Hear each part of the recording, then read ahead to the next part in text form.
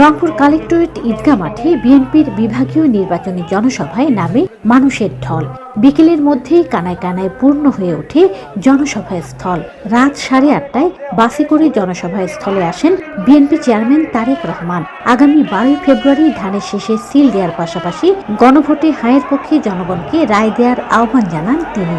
যে অধিকার ফিরানোর জন্য আবু সাইদ নিজের জীবনকে উৎসর্গ করেছে, চট্টগ্রামের ওয়াসিম নিজের জীবনকে উৎসর্গ করেছে, এরকম হাজারো মানুষ যারা নিজের জীবনকে উৎসর্গ করেছে, তাদের মানুষের ভোটের অধিকার, কথা বলার অধিকার, অর্থনৈতিক অধিকার প্রতিষ্ঠার মাধ্যমে যেমন তাদের জীবন উৎসর্গকে আমরা মূল্যায়ন করতে পারবো, একইভাবে তাদের জীবন উৎসর্গকে মূল্যায়ন করতে হলে আমরা যে জুলাই সনদে স্বাক্ষর করেছি সেই জুলাই সনদকে আমাদের সম্মান করতে হবে।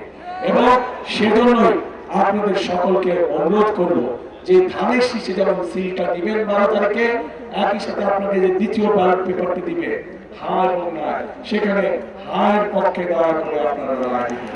তারেক রহমান বলেন, স্বৈরাচার সরকারের আমলেই বিএনপি 31 দফা রাষ্ট্র সংস্কারের প্রস্তাব দিয়েছিল। বর্তমান সরকারের সংস্কার কার্যক্রমে বিএনপি তাদের অবস্থান দেশ ও জাতির সামনে স্পষ্ট করেছে। সংস্কার প্রস্তাব যেগুলো আমরা দিয়েছি, যা আমরা জনগণের সামনে অনেক আগে উপস্থাপন করেছিলাম, সেইটাই কম বেশি ভাবে তারাও দিয়েছে।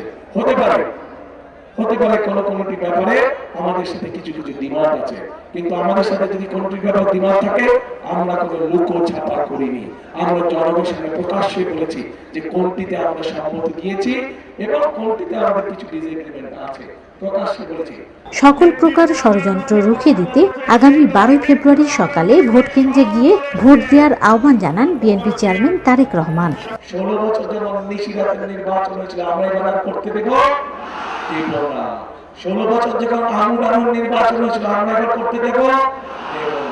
এবার হচ্ছে জনগণের পালা। জনগণের সিদ্ধান্ত নেবে তারা কি করবে।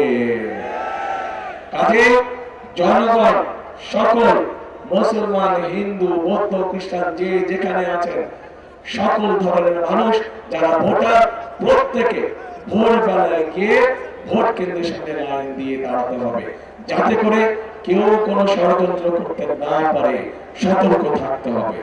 রংপুর মহানগর বিএনপির আহ্বায়ক শামসুজ্জামান শামুর সভাপতিত্বে ও সদস্য সচিব অ্যাডভোকেট মাহফুজুন নবী ডনের সঞ্চালনায় জনসভায় বক্তৃতা করেন বিএনপির মহাসচিব মির্জা ফখরুল ইসলাম আলমগীর, কেন্দ্রীয় নেতা AZM জাহিদ, রংপুর বিভাগীয় সাংগঠনিক সম্পাদক অধ্যক্ষ আসাদুল হাবিব দুলু সহ অন্যরা। এর আগে বিএনপি চেয়ারম্যান তারেক রহমান শহীদ আবু সাইদের কবর জিয়ারত করেন। মেরিনা লাভলি, বাংলাদেশ বেতার, রংপুর।